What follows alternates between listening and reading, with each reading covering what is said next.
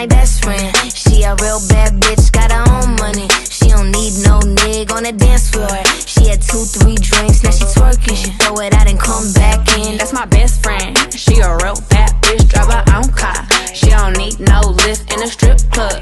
No, my girl gon' tip. Now she twerking, she throw it out and come back in. Best friend, you the baddest and you know it. Uh-oh, girl, I think our booty growing. Fuck it up in the mirror, hit them poses. Best friends and you motherfucking glowing. Best friends and your wrist is like it's frozen. Uh-oh, girl, I think our booty growing. Fuck it up in the mirror, hit them poses. Best friend, you my motherfucking soulmate. Hello, and welcome to our show, Selina and Crystal Have Friends. I'm Selina Ringel. I'm Crystal Shaynock. And I'm Roscoe Mozina Brandon. Should I throw my middle name in there too? Crystal Lauren Michelle. Okay. I'm Selina Romane Ringel, and Romane is actually a wine. Oh, I did it. Very right. good. That's like from wine. 1990, which is when I was born, and obviously my parents drink a lot. So. They love their wine. And I'm named after one. Anyway, it's a very expensive bottle, so that's exciting. Anyway, so hot topic. Brittany right now. Oh, I have so much to Selena, say. many What's things. up? I have so much to say. First of all, I think it's incredible how what's happening to her has literally opened up the opportunity for them to change the law on how conservatorships are handled, because it's been Can you explain so that? Yeah, effed up. Talk about Yeah. Lauren. I went to public school. Yeah, I didn't know any of this. Yeah, so basically, okay, so I yeah. went to private school and Please. I still don't know okay, what the hell so we're talking I'll about. explain it. Big I'll words, explain it. speak slowly, please. Okay, I'll explain it as best I can. So basically, a conservatorship is something that happens when someone says, for example, you are not okay to be in charge of your own life decisions, right? And it usually happens when you're a lot older and you're having like dementia or you're having some really bad issues. Okay. In So Brittany's case. in Brittany's case, she had bipolar, which, by the way, a lot of people A lot of have. people Yes. do, And yeah. I've known a lot of people to have psychotic breaks while they had bipolar and to get totally well and be fine within a year. Okay, Yeah. so that's what happened to her. She happened to have a psychotic break and be one of the most famous people in the world at the time when it happened. So they put her in a conservatorship, which basically means she wasn't allowed to make any decisions on her life. And when I say any, she literally just let out a testimony like she has an IUD. They will not let her take it out. She cannot procreate without permission. She cannot That go is on vacation. Disturbing. She cannot go on vacation without permission. She cannot get undressed, okay, in private. What? She cannot get I gotta undressed watch the in documentary. private. I No, haven't seen the it's doc. great. No, you have to listen to her testimony. Mm. And she literally, her testimony, what's so crazy about it too is like it wasn't even in a court. Like she did it in this alternative way where she got the opportunity to speak live. So she just spoke for an hour and said everything that they've been doing that's been awful. And she couldn't But- even pick her lawyers, right? Well, and the thing is, because she couldn't pick her lawyers, and her lawyers are picked by her conservatorship, she couldn't actually take it to court. So even though it's a testimony, Wow. it's not a court testimony because she wasn't in court because she doesn't have her own lawyers because she can't so pick them. messed up. It's This is so messed up. It makes me crazy. uncomfortably sad. Like, Yeah. uncomfortable. And the Yeah. judge denied her request after listening to this. Denied her request. If you're listening to this to- podcast, you're a bad person. to have her dad get off of the conservatorship. And so she's now for 13 years, she's 40, okay, has not been able to make any of her own decisions about her life, and they threaten her at every turn that they're going to not let her see her children if she doesn't do what she should do. They have worked her 7 days a week without a break, which she literally says in her testimony is like slave labor. Like it's like she feels like the closest thing to that is being a sex slave, because how does she have to work without a break, without permission to ask for a break, when she's actually literally worth $60 million and is paying for, I think, over 50 people's like livelihoods right now? How can she not make her own decision to go to Hawaii? Like that doesn't make any sense. It's How insane. did she not make her own decisions about her, like, IUD? Yeah, Anything that goes into anything. her body. Yeah, I into mean, her that vagina. brings I mean, up, that yeah. is Crazy beyond. issues that we have. It's crazy. But once you are put in a conservatorship, you cannot get out unless your conservator decides you are okay to get out. And in this particular situation, her conservator is her dad, and all the people around her are making a lot of money having her stay in this conservatorship. So it's going to be basically impossible for them to let her out. So it's like, and now the whole world's going crazy. Everybody's like, yeah. Yes. Everyone's getting involved. Elizabeth Warren got involved. I was like, Yeah. yes, Yeah, go let's Elizabeth go. Warren. She wrote a letter and was like, Wow. if this is what's happening to Britney Spears, then we need to have a conversation about how our conservatorships run, why are they being abusive, and how do we change the law so that this can't happen to other people. When did she get involved? In which case, I feel like a week ago. Oh wow. Yeah. Okay. Yeah. Oh, okay. Yeah. She might be able to really ignite some change. Yeah, I really hope Yeah. so, because it's crazy. I mean, think about how many people you guys know. I have a lot of friends who have suffered from different things in the mental health arena, and we're all, trying to figure ourselves out. It is not easy to have all the answers or to know what to do. I can't even imagine having mental health issues and having millions of people following you at all times with paparazzi, not having any privacy. And so it's like, how can you not be allowed your space and time to get through your mental health issues? Like, to be put on a conservative, it just blows my mind. It's I mean, the only people that are probably for it are the dad. I feel like Yeah, you're fine. So, that's On a different that's big. note. On a more lighter note, Yeah. who's our? Because we have a Yes. great guest tonight. We do. Yeah. Tell us about him. I will. So I'm actually really excited. So this friend of ours, who initially I met him, he was the first person I met at AFI when I had applied, and he was from the same place as me in Guadalajara. That's where we're from. And so we overheard each other talk about it before we had even been let in. And when we both got in, we decided to become roommates. I didn't know that. Yeah, Nice. yeah, I like that. yeah. So we call each other roomie. Because it's funny because I actually only slept in that apartment like one night because I met my husband that first year, and I just started sleeping in his place every night. So roomie, you're welcome, because I paid for rent for a year and I did not sleep in that apartment. you. So look at you. Nice. Anyway, but no, he's an incredible writer. He's a comedy writer. He does a lot of work in Mexico and also in the United States. And he gets hired a lot to do things in both languages, which is really fun. Cool. And he's super smart. He used to be a lawyer. We'll talk a little bit about that as well. And yeah, right now he's working on a couple of big pitches. I'm not allowed to say to what networks, but eventually you guys will catch it. And I can't wait to Eventually have... we'll get drunk enough that we'll talk about it. Yeah, exactly. Eventually I'll just tell you, because we'll Eventually. flip out. And I'll be like, whoopsies. NDAs. Just keep listening to the podcast. You'll probably find out. Exactly. Well, anyway, I'm so excited to have him here, and welcome Rodrigo Espinoza. There's a guy, his name is Paul Logan. He is gonna fight Mayweather, who is like one of the Yeah. greatest fighters. I only know Greatest these boxers. things. He is a boxer. Different. Yeah. Yes, you're right. Very different. Yeah, I'm dating a guy right now who is so into MMA and boxing and all of these martial arts. Like, I thought I was a genius at all this now because I'm learning so much, but I can't repeat a lot of things because I don't remember. But they're making so much money on this fight. It is like kind of crazy. And this kid, he's like an influencer, so he's like. Yeah, he's like one of the Right. original YouTube guys. Yeah. But you He's- said that he was a C word, and when you said it, it felt personal. Yeah. So it felt like you guys were like buddies, and then he No. did a thing, and No. then he was a C word. No, I've never been buddies with lacrosse pros like that before. Well, you know. So Rodrigo, how do you feel about? Is his name Logan Paul? All right. Logan Paul. No, he's a big deal in the podcast world. And you know what? Sometimes he comes off as douchey, but we don't know. He could be very nice. So we don't know him personally. I mean, I don't know if he's very nice or not. I know he's fighting Mayweather, and I know Mayweather's the greatest boxer out there. I don't. Mm-hmm. The reason I know that is I'm a Mexican dude, and I follow Canelo, who's a different boxer, and the only fight Canelo has lost has been against Mayweather. So Logan Paul will very likely get the shit beat out of him. Is he skinny? No, he works out. I'll tell you something though. I know for a fact him and his brother, I mean, they are training. They're training in boxing. Granted, that they cannot possibly be better than Mayweather. That's insane. But they are training. These are not unskilled humans. You know, these are like, they have some skill. They have skills. They're not like skinny dudes. It's not like they're sending me to fight, like, Schwarzenegger or something. But I'll tell you this. In one of these boxing matches, just the amount of money is so absurd that even if you lose, you get like $10 million.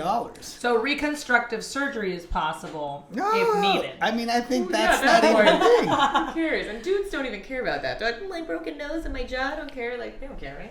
I mean, I'll tell you this. For $10 million, I'll do pretty much anything you ask me to. Will you tell him the penis thing? Okay. I'm going to ask you the penis question. All right. So, would you be willing to get your penis ripped in half? I don't know why we asked this. Oh, no. Okay. I jumped the gun and do anything. Here's what I mean. Nothing illegal, nothing involving my penis. But if I have to fight Floyd Mayweather... illegal. No, like... For $10 million, you would do nothing. Wait. All right, For okay. $10 million, wait, I just want to clarify. You just said you would do nothing illegal for $10 million. That sounds like a lie. I'm going to call bullshit on that. I'll clarify. I would do nothing that hurts another human being. That's nice. All right, I would do that. Okay. I would do that. Or depending how much I hurt Or them. what if the human being is like a bad person, like you're a vigilante, and then you could pay me $10 million. I'll hurt somebody who is a bad person. You would hurt someone who hurt an animal. Oh my god, I would stab them to death. Are you joking? And you don't even need $10 million. You would do it for free. All right, but I'd be happy to do that without money. Yeah. You would too. I would be happy to hurt someone that hurts animals, even if there wasn't money involved. If someone wants to give me $10 million, that's awesome. Wow. But coming back to the Logan Paul thing, I mean, I would fight Floyd Mayweather. You would. I mean, one punch, I'm out, and I get $10 million. That's it. I would not. I would not do it for $10 million. I like my face, and I would like to keep my face, and I do not want reconstructive surgery. And $10 million does not buy you as much as you think if you live in Los Angeles, because real estate's really expensive. I feel like I would not do it for $10 million. Zillow is murder. Anyway, Yeah. What's another reconstructive thing? I mean... What's another thing? What's another needle in the face? Am I right? No, that's not how I see it. How's it? No? Well, clearly you would too. I would do it. $10 million? Are you joking? I would do it too. Absolutely. I would do it, get the reconstructive surgery, and, LA real estate is expensive, but with $10 million, you could just rent a 2-bedroom forever. That's it. You're fine. Rent a 2-bedroom Forever, man. I never need money again. I don't need some crazy house north of Sunset. I'm with you. Just that. A 2-bedroom apartment. 2-bedroom forever. That's it. You're good. You can go to Ralph's. You can buy whatever you want at Ralph's every week. That's it. Every day I get to wake up, do whatever the hell I want with my day. Wait. If I buy a really expensive house, now I need to pay that property tax. There's a lot of extra things. That's true. 2-bedroom, going to Ralph's, I'm good. Or just move to Florida. My favorite place is my I'd rather be here. First of all, whoa. We were talking about this before the episode. Don't you boo. Stop it, all you boomers back there. Roscoe's booing. Stupid. Let me tell you something. Everyone. There's a lot of boomers. I lived in Miami for 8 years. I also lived in New York for 5 years and LA for years. And I'll tell you something. Has the highest quality of life of any major city in the U.S. for so many reasons. I will tell you. First, the ocean. The ocean is so clear. There's and it is ocean so here. warm. We have the ocean. No. I grew up surfing. I grew up in Newport Beach, surfing my little butt off in a 5mm wetsuit, and you walk like this, and seals will like rip your arm off. Oh yeah, they will. And then you gets infected, and they have to go to the hospital. It's all these things. That can happen in Miami. It's so cold. No. First of all, I don't think there's seals there. But also, Are these tropical? What's happening? You don't think there's seals in Miami? It's warm. It's centrally located to all travels: Europe, South America, Mexico, Costa Rica, the West Coast, and it's Latin vibes all day long. Latin music all day long. Latin people. Hello, Mexicans over here. LA is very far from Mexico. You're right. Miami's close to Mexico, so that's a positive.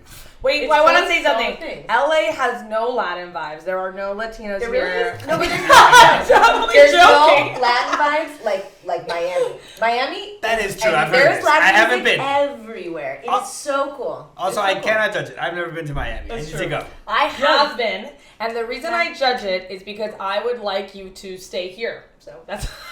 I love you. I actually really like Miami.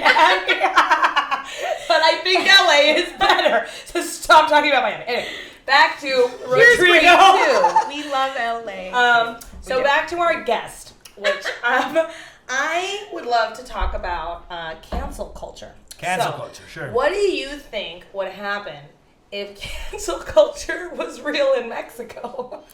All right, okay. Wait, that's a good Can we just question. explain really. So I only actually, and I don't know if I've been living under a rock, but I actually only learned what cancel culture is like a week ago. I didn't realize it was a real thing, and it's if you step out of line and you say something racist or you say something that's unsavory to some people, then they will what? They take away your life by like. I don't understand. Like, how is this even? Well, you explain this, it. like, I think that's pretty much the premise. So here's what I think, because it's interesting that you mentioned the Mexico thing. So cancel culture, the basic premise is, yes, if you step out of line, you will have an online mob attack you, and they can potentially destroy your life. I mean, they'll get you fired. There's all kinds of things. Here's what I actually think about it. Cancel culture, the origin of this is we spent a lot of time as a society where people were able to say things that were incorrect to marginalized groups, and they got away with it, and that was wrong. And now we've decided as a society to call out those wrongs, which is correct, but I do believe we've taken it too far. overcorrecting. But wait, I have a question though. Was it ever a little funny? I mean, I'm not saying that we should are we say. saying racism is funny? Or? No, I don't think racism is funny, but I do think that comedy is a lot of people say things that are politically incorrect and they're funny. And I'm Jewish, I'm Mexican, I make so much fun of myself and people that are like me, and I feel like there's humor in it. Sure, I think the basis of comedy is poking fun at people. Yeah. And, I mean, that's just it. That's what comedy is. I think with cancel culture, it's always a case-by-case basis, but it's never approached in a case-by-case way. It is, we will just destroy everyone every time. Ugh. And that's something I don't think is okay. In terms of Mexico, the thing is Mexico is not politically correct. That's just not something that's ever happened there. I don't even know At all. But Yeah. So if cancel culture happened over there, There would be no public figures. no, I mean, I have no idea. I mean, everyone has at least been sexually inappropriate a few times, if not said horrible things. I mean, no? I mean, yes, I agree with that. So I'm a big fan of the show Mad Men. Mm-hmm. And Mad Men is, takes place in 1950s New York, I believe, 1960s. Yeah. But having lived in Mexico, working in a corporate culture, I mean, I lived through Mad Men in the 2000s. Exactly. Oh, Wow, 100%, I didn't know that. That is just a I fact. mean, no, it's like machismo, like Latin men Oh, has that. Well, that's whole the other level. the stereotype that we all. No, it's true. No, but here's I would say more than it being true. I mean, not that there's hints of truth in there, but the lack of more than machismo, I would say the lack of political correctness is true, and it exists in Mexico. And coming back to my original point, we are living through a reckoning which is correct, but we are taking it to a level where you can't ruin a human being's life because they made one mistake. And here's the thing. If you are a normal person that's not you're not a public figure, you can hang out with your friends. Maybe you can say a joke that comes off the wrong way, and that's it. That's just where it ends. But if you're a public figure, your life can be completely destroyed. Yeah. Now, again, it's a case-by-case basis. There are people that say things that are horrible, and it's like, all right, should be held you accountable. cannot get away with that shit, man. Yeah. You decided to say that. Yeah. And then there are people, I mean, there was a very famous case recently. A girl was hired as the editor of Teen Vogue, I believe. Okay. And she had said incorrect things that are not defensible. She had tweeted racist things that are completely racist about... What'd she say? She said things that targeted the Asian community. And right now we're living through an era where it's stop Asian hate, which is completely correct. Yeah, I agree with that. She got her life destroyed. She lost her job over a mistake she made in 2009 when she was about 18 years old. Because she's older now, and they're bringing shit back from when, Yeah, that's tough. Because I feel like I feel like we've all said stupid things at some point. It's one thing if you did something awful, I mean, like if you rape someone, whether you're a kid or not, sorry, you should be held accountable. That's fucked up. Yeah. But like if you said something and it was unsavory and you just didn't know any better, like I think it should be circumstantial. Like, no? Or also, I think it's objectively incorrect, but I don't think you should ruin someone's life over it. Well, I That's what also think that it's like if I said it when I was 18, I could be a completely different human being by now. That's It's also like, true, I guess. I don't yeah. think, like, I mean, I have been 100 different people in my lifetime. Like, I just feel Yeah, like I'm bro, constantly, yeah. like, whoop, constantly learning and growing. And I think, like, I'm constantly changing and my opinions are changing. And so, like, how can I be held so accountable for something I said so long ago? It's different if I said it today, you know, because then today I mean it today versus, like, if I said it 20 years ago, like, how does anyone even know that that's still my opinion? And it might have not even been my opinion at the time. I might have been 18 and been like, what's Twitter? Let's put a joke out there and see what happens. Like, and then, like, now that's causing me to lose my job. I don't know. Sure, I mean, Case by case. I don't know. Case by case. I think it's possible to say something was incorrect. I mean, with this specific example, what you said was wrong. But I don't know, it's 10 years later. Should she lose her job over it? That's a tricky thing to me. Cancel culture is a tricky thing. We're living through it every day. And again, I think the origin of it is we did live in a society where for a very long time, you could just say really fucked up things and get away with it. You could be very mean. You could be very racist and get away with it. And now we all acknowledged a very evident truth that that's wrong. Yeah. But now we've taken it to a level where we're destroying a lot of people's lives, and we need to be careful with that. But I also think that to some degree, because I agree with that, and I'm not saying that I'm pro saying mean things or racist things or anything like that. Definitely not. But I do think that, like, there is something where it's like, comedy's comedy. Like, if I'm going to go and pay money to watch a comedy show, I am not insulted by anything because I fucking paid to laugh. And laughing is about saying things that are politically incorrect. In your writing, do you use like racist jokes, or where do you go in your comedy? Okay. Uh-oh. No, I'm trying to give you a truthful answer. Good. All right. Thank you. So when I write comedy in terms of performance, it is my main focus is relationships. So I take my relationship with my wife, and then I try to find comedy there. In terms of scripts I write, I don't purposely try to find risque subjects. That's just not how I start. I start with a story I think is funny. And it is possible in comedy, especially when you're writing it, that one idea leads to another. And I can see how a comedian can make a mistake that can cost them dearly. And I can see how that person isn't inherently a bad person. They were telling a joke, they were following a train of thought. And I think that's important about cancel culture. Like, that gray area is something we cannot lose. I mean, again, I think it's so much, to me, it's about like where you are and what, like, in respect to what, right? Like, if I'm like a public figure and I'm like, I'm going to give a speech about, you know, how much I hate this, it's like, no, that's a horrible thing to do. But you're saying comedians are allowed to say whatever the fuck they want, but if you're someone else. If it's a joke, and the point is the joke. Yeah, like if it's not But about like any one person, if it's not like, oh, like obviously, like if you're a comedian who's just like racist and like all you're doing is making racist jokes, then like I hope you don't have a lot of people who like you. But then that's the gray area. Then that's where like we should be like, let's ponder and like let's look at this individual time and be like, oh no, this person is just strictly making black insensitive jokes. Like, no, that's not. Whereas like if he's just doing his comedy routine. Yeah, but I guess like that's subjective, right? I guess it is subjective. It is totally subjective, and I do think it's case by case. If someone is trying to find comedy, or the basis of their comedy is picking on a marginalized group, I do believe that's objectively wrong. Yeah. However, I mean, we're both Mexicans. I agree. Yeah, but we are a marginalized group, and I love making fun of myself. I think it's the best. But I think that's a different thing. But I think that's a different thing. If I am pointing out observations about being Mexican, or if I'm, thinking of famous Mexican stand-ups, Sofia Niño de Rivero, she's someone I think is great. She says a lot of things about us that are very funny. And if someone that wasn't Mexican said it, It would be rude. perhaps it would come off offensive. And I don't know where that line is. I have no idea where it is. So But is the line that you're allowed to say it if it's your identity?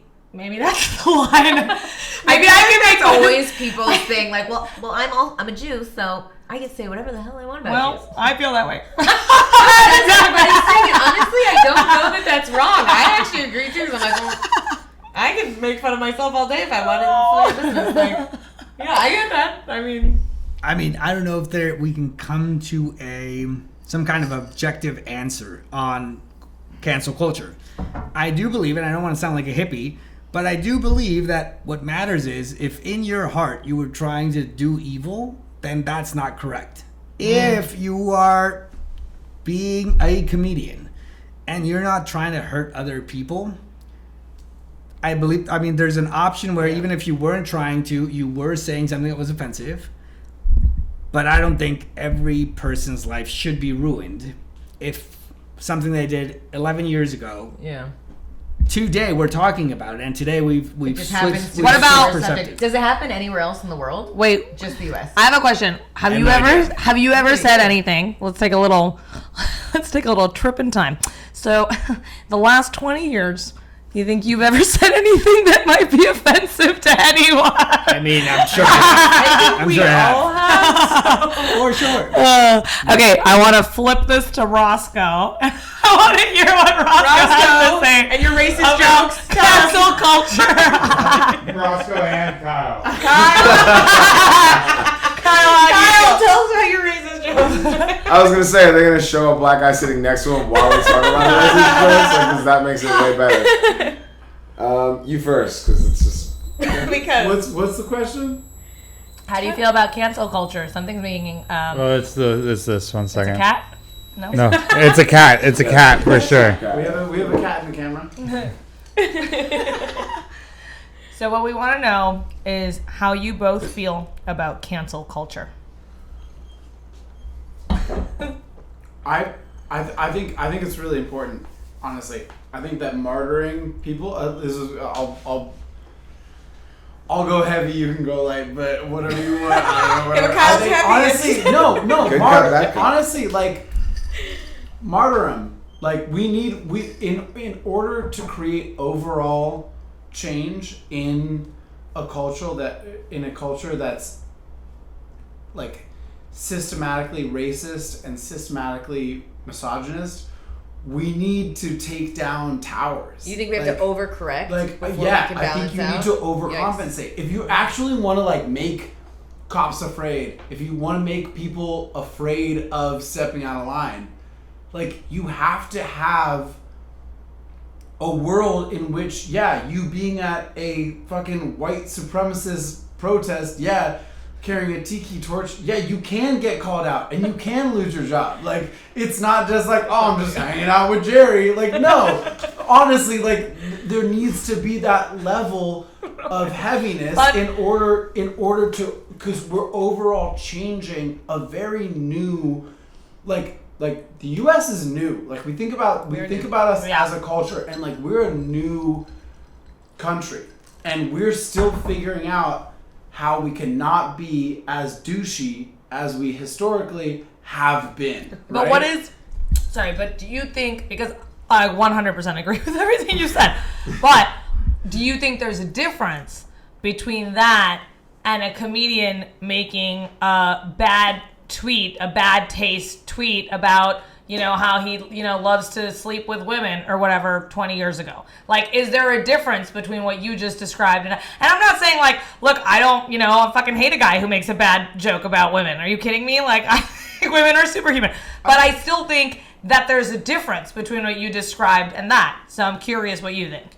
I think there's a way to comment as a comedian on society but not do it offensively. And I think that you can comment and make comedy. If y'all ever watch Eddie Izzard, I think I've had this conversation. I've had this conversation. I feel like it before rings with a bell. people, right? Yes. So one thing, and people, I've heard this a lot because I used to be in stand-up, and I've talked to a lot of people about this, and people are like, oh, comedy is dead because you can't say dumb shit anymore. Mm-hmm. I'm like, yeah, but dumb shit was only funny for a minute anyways. And comedy always evolves. No, straight up, comedy will always evolve. You will always find a smarter comedy. Like, no matter what, comedians will always... Take Dave Chappelle. Like, he will always find a smarter way, a more cognizant way to make shit funny because he's an intelligent comedian. Intelligent as hell. So no matter what, even with cancel culture, even with everybody being hypersensitive, which we should be because we're overcompensating for like slavery and racism and all of these things that are systematically integrated into our culture. So yeah, we're overcompensating the fuck. We should be overcompensating the fuck out of that. Like, what happens when your rights. Dave Chappelle steps over the line somehow? Dave Chappelle does all the time. He's super politically incorrect, and I find him hilarious. And he says things that definitely are politically correct. But he also pushes the line to adjust to the times. And every comedian right now, I think, is writing. Every comedian right now is writing a way to make their comedy smarter because the blue collar shit that was fine in the 90s. I mean, I agree with that. You watch a lot of older comedians and it doesn't date well because it's just comedy adapts to society and society is. Well, some comedians are the pass of time. I mean, Carlin, for example. I mean, he's been funny since the 70s, right?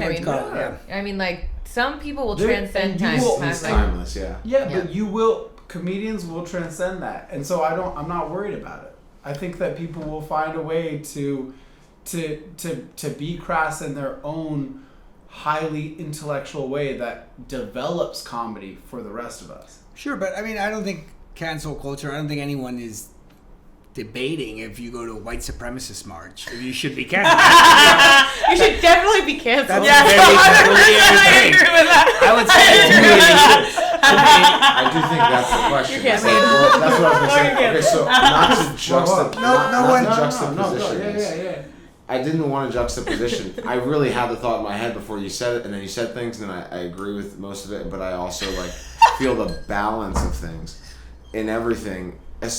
Cancel culture is it's probably one of the biggest movements. I mean, the next movement is going to be bigger than the last, right? So cancel culture is so effective in a dynamic that we are so new to, and it's again so effective. Like if you're that name on, let's say, June 14th, and you're that name that the entire country's focusing on, that's the way we operate today.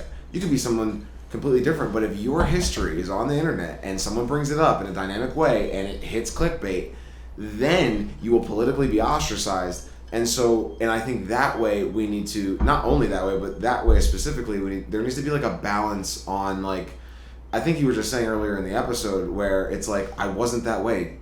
That was acceptable 20 years ago. For instance, I can't even go to a lot of this, but God, the tearing down of statues, I'll just go there. The tearing down of statues, okay? I'm just gonna go there. It's not good.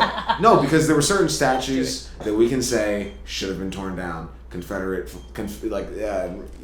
of confederacies that stood for ideals that the entire society is that's fucked. That's fucked up. Wrong. That is objectively wrong. And no one's questioning that. They go after George Washington. They go after Thomas Jefferson. And there's, again, my balance is about the country. Because no one's right, no one's wrong. We all have our own perspectives on things. So you go for George Washington, half the country's wait, no, that's the founding father. And the other half of the country's no, he had fucking slaves. And so you have to come back to the point of in that time, it was not if you had a slave today, in 2021 in America, I think that's what we're equating it to. Yeah. And in that time, I'm not advocating slavery. No, I hear what you're saying. At all. But you have to put things in perspective and say, yeah, bad person in that perspective, sure. You know what I mean? I just have to re-clarify. Nothing they did was correct if they owned slaves. Because I'm gonna have you guys are gonna have comments of black panties everywhere, and I'm trying to eradicate that. Nothing they did about slavery was morally sane at that point. But like in that circumstance, you have to understand slavery was 80% of your American GDP. Your gross domestic product was 80% cotton. So therefore, how do you get your fucking cotton? You have to do it this way. So, think about it like a hustler, like a gangster. You had to do that at that time. Now it's not acceptable. Like you were saying, 20 years ago, I wasn't that person. I was thinking a different way. And to balance out the whole act, the comedic thing, Eddie Murphy. I was just apparently. I knew you were. I was surprised you didn't say this. I was surprised you didn't say this. What? He's the Eddie Murphy is the talk of the town right now. He's talking of the town right now. Why? Why? His comedic stand-up was all time like the best. Like there's nothing that holds. There's nothing that holds to his comedic stand-ups. However, every comedian will say it. However, it is so politically incorrect. You can't air it. Like Netflix, if you aired it, like I would say, like if you put Eddie Murphy Raw on like HBO or Netflix, people would be like, "What the fuck's wrong with you? What the hell's wrong with you?" Like this is half of it. I mean, like he would make fun of someone that was friends with someone homosexual. Like I don't know. It was like it's next level shit. But in that and so coming back to it. Everyone, Dave Chappelle said he would see Eddie Murphy do a bad set, and it's better than anything Dave Chappelle's ever done. That's verbatim from Dave. Yeah. I heard it on Joe Rogan today.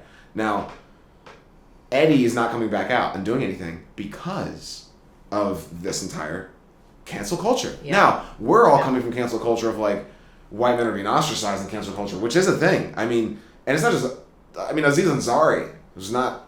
Is like neutral in a sense in American ways was ostracized for odd reasons, but like let's come back to the black guy that's also dealing with cancel culture.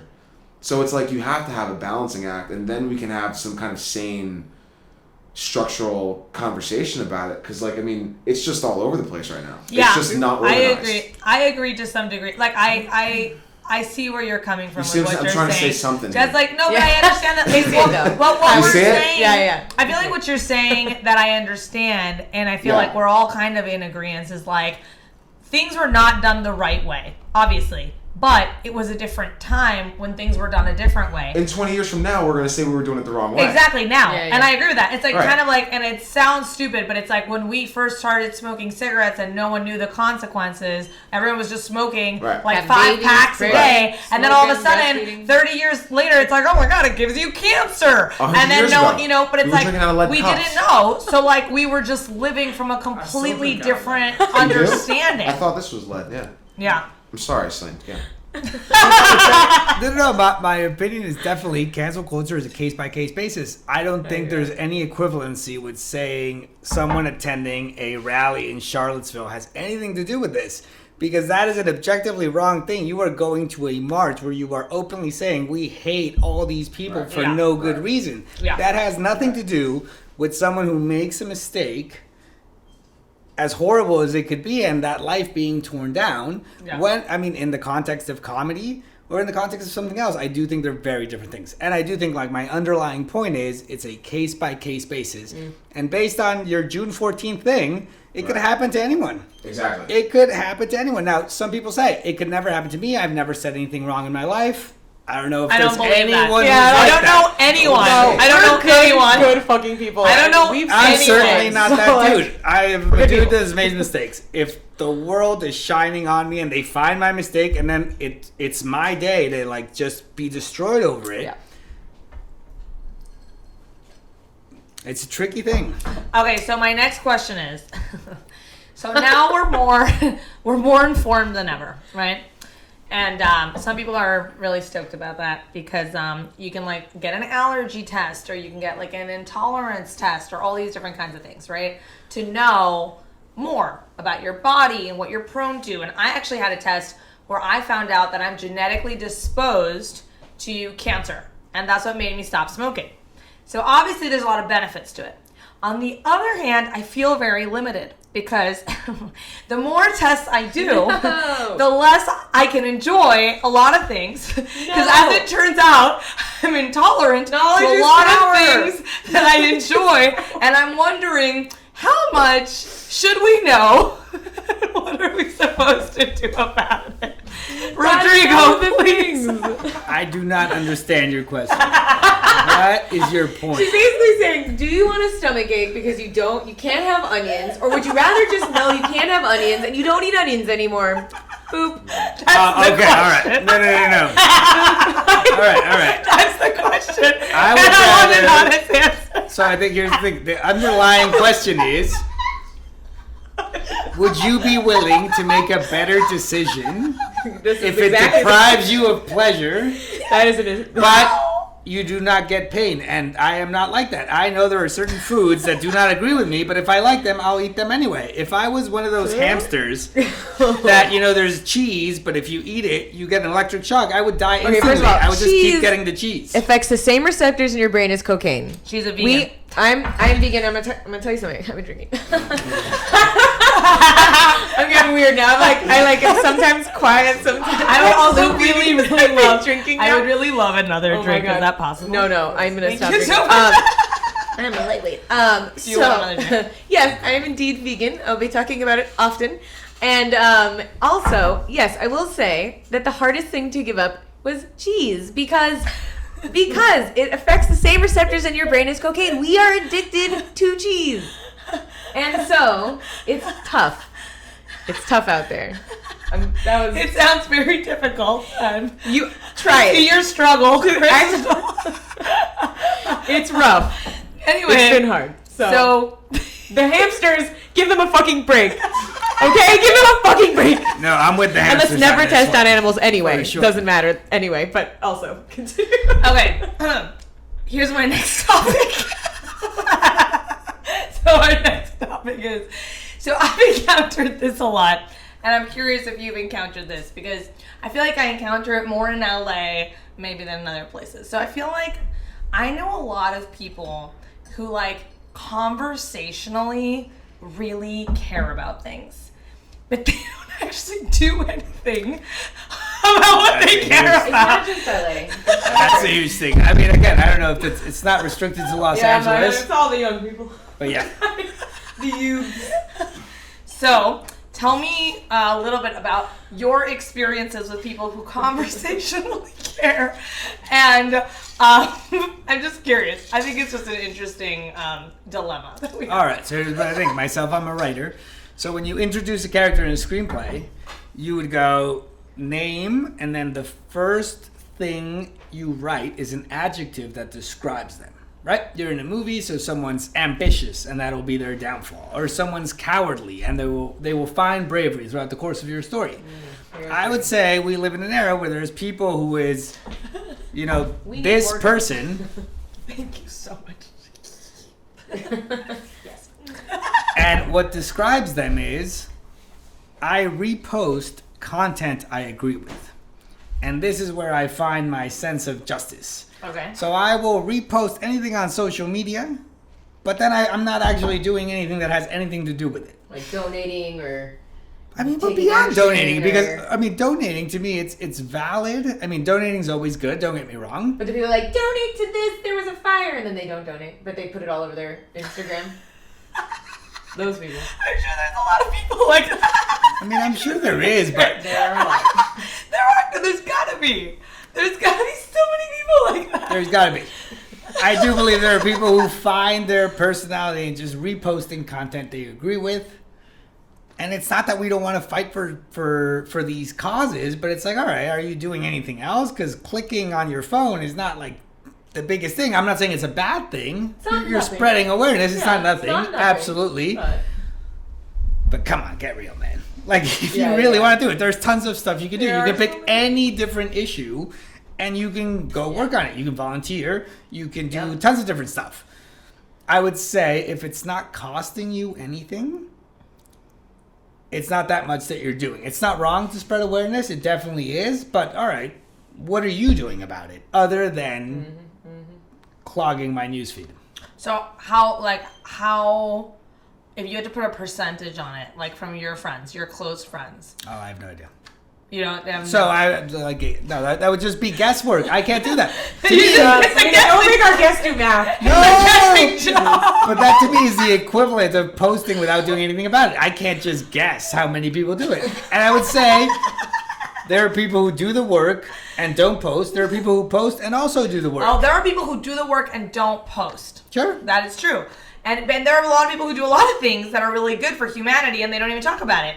And that's great. And then there are people who talk very passionately about all the things that we should do and then they don't do anything about it. Totally agree. And again, going back to cancel culture. It's a case-by-case basis. There is no one underlying answer for it. We should all learn that. Lesson in the podcast is there are gray areas for everything. I think we should all just be astute and know the grays. Great. Nothing is black and white.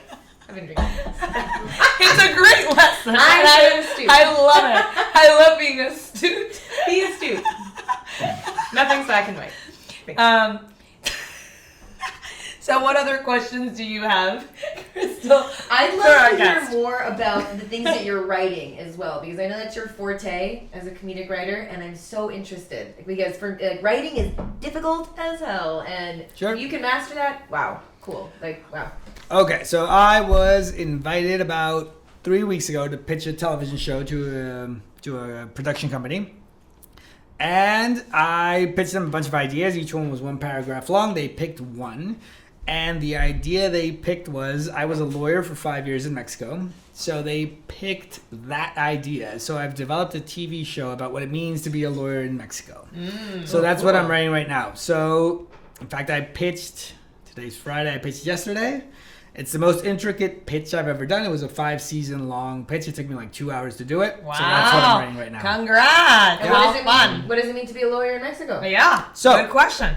So here's the thing. Here's my opinion.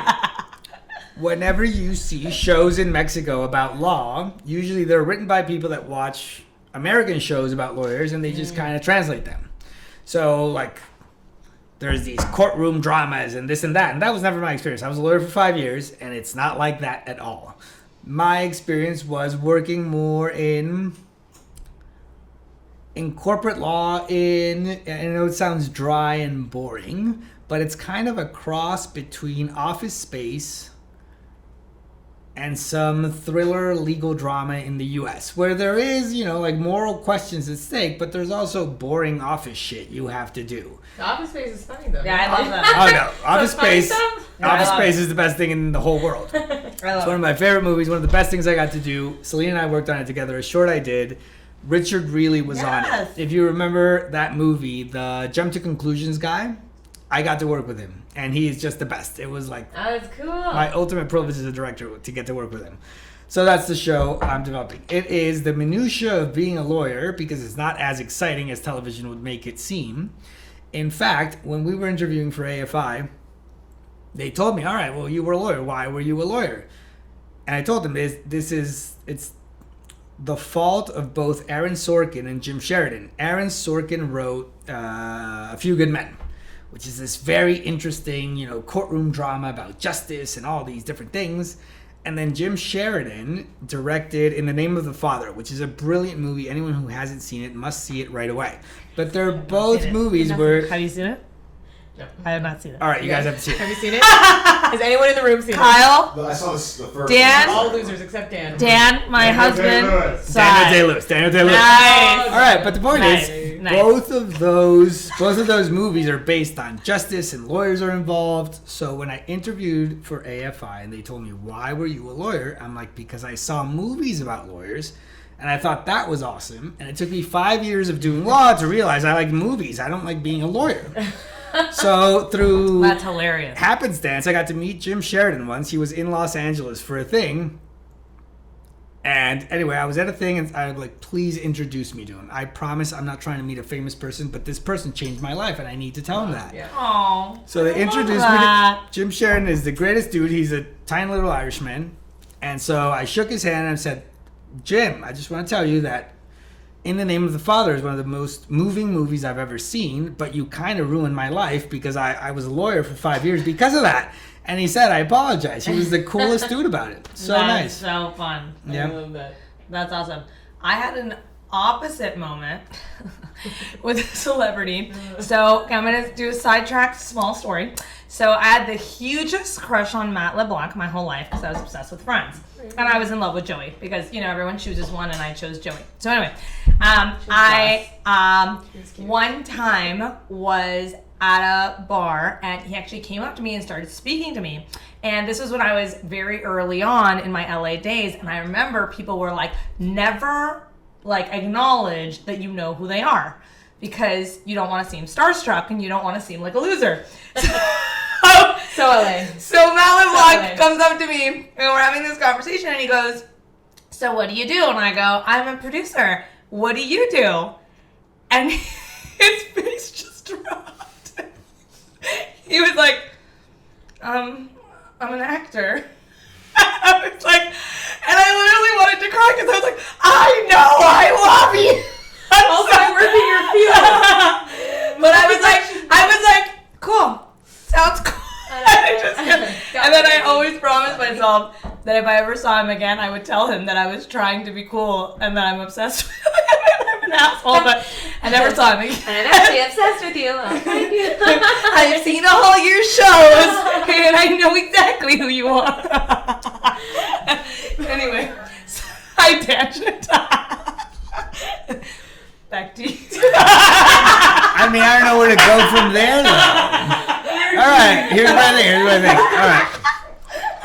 What always matters is what you genuinely feel about something. So I've lived in LA for 9 years. You see a lot of famous people running around.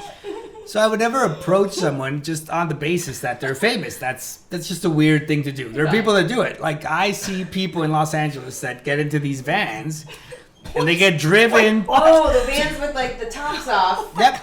Yeah, I got so worried. I thought, wait, they get into the van. Who's getting in a van? Just get on in there. No, they'll go to like a celebrity's house and take a picture of a gate. Weird as hell. That's just a strange thing to me. What do you get from that? Well, where are they from? They're like Arkansas. They come over and they're just like, I'm gonna go on this like weird bus that's like half thing. And it's true. They're just looking at gates. They're just looking at gates. I'm not judging people from anywhere, but yes, they're just judgmental of it. They're just like, it's a gate. But if you see someone who was in a movie, who wrote a television show that you care about, I don't think it's like per se wrong to tell them that. For example, Richard Reilly, the dude I worked with in Office Space. So how I met him was the first thing I did when I moved to LA. I PA'd on a short by Ari Aster. Ari Aster has since gone on to become a super fucking star. Yep. Insane. Again, insane. Not because he he's did famous. Like Midsummer. He did Heritage. He was like at Sundance. I mean, crazy. Absolutely. So this was back. What did I say? Heritage. Thank you for calling me out, as you always do. Hereditary. Well, this was back when. This was back when Ari was still making shorts, and he's the best dude. But anyway, on that short, on set that day, Richard Reilly was there. Richard was playing, I believe, the uncle in the short, and Ari and Richard are good friends. And I saw him, and Office Space, one of my favorite things of all time.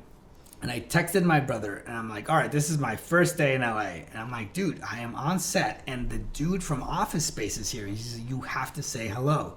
I'm like, I know, but you're not supposed to say anything to them. And he's like, who gives a shit? Just go say hello. So I approached Richard, and I'm like, Richard, I hope it's okay to say this, but the day I quit my job as a lawyer, I thought of Office Space. Like, your movie really changed my life. Just the boring ass aspect of corporate work. And he was super nice about it.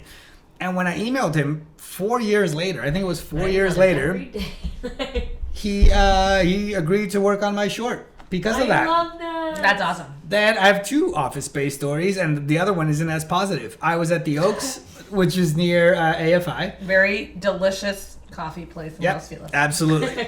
And We're sponsored by the Oaks. Just kidding. And I saw Ron Livingston, who is the star of Office Space. And I approached him in the exact same way, but it was like 7:30 in the morning. It was super early. I don't know why he was getting coffee that early, but I'm like, hey, dude, you changed my life. Like, I watched that movie, and I think I really weirded him out that day. So one of my stories of approaching celebrities is I wound up working with him. The other is I probably really weirded out that dude that day. You're genuine. Sounds so bad. I think when you're genuine like that, and that people like to hear that you inspire them. Genuous? Is that not a genuine? Ingenuous? Genuous. When you're genuine. Genuine. I thought genuine was the word, but no, when clearly I don't I have it? And it's genuous is a word. Is it? Look it up. Okay, I Google it. will. Genuous. I will. I don't know if it's a word either, but sure. I It sounded Because like if you're not a word. Ingenuous. You're not genuine. Roscoe, we're flipping to Roscoe. He looks like he agrees with me that it is not a word. He is nodding Who his is the Google head. machine? He is agreeing with me. Genuous. Disingenuous is a word. Disingenuous, but But that's genuous. not- Roscoe No, agrees no, with but- me. But genuous. Not a word. Not a believe word. genuine. I will Google machine it now. Genuine. You. Genuine. Just, I don't even speak you're English. just trying to. Okay, ingenuous is. It's Okay. disingenuous. So. So what it is. I'm getting a wrap it up look from the director who A genuine happens to be the wrap it man up I look. married. Anyway, what is a last question you have for our guest? Well, the question I actually think we should ask every guest at the end, which is, what did we miss that you would like to tell us? What would you like to share? What would you like to share with someone? Is there an audience member out there that you think you would have liked to reach and say something to? What would that be? Sure, absolutely. If anyone's watching this podcast and your interest is So many absolutely for everyone, For all the billions of people that are watching this podcast. everyone watching this podcast, if you have any interest in storytelling, you need to know you're in for the long haul. It takes a very long time to learn how to do this, to find your voice, to see what it is you want to talk about. And it's not an easy thing, and it's definitely not what your preconception of it is. It's not some preconception of celebrity. It's really a process of self-examination, introspection, and that takes a long time. If you choose to do this, hang in there and keep going. Hell yes. I love how I feel like all of our guests are saying very inspiring things at the end. Do you want a high five from me or no? Yes. Oh, I'm so sorry. my Oh my Lord. God. I love you. I would never not high five you. She's like, Okay. Aren't all our guests saying very inspiring things at the end? Yes. And the whole time too. Yes. Also the whole time. Thank you so much for joining us. Thank you. It was so much fun. Thank you for having me. And thank you guys for watching. Cheers.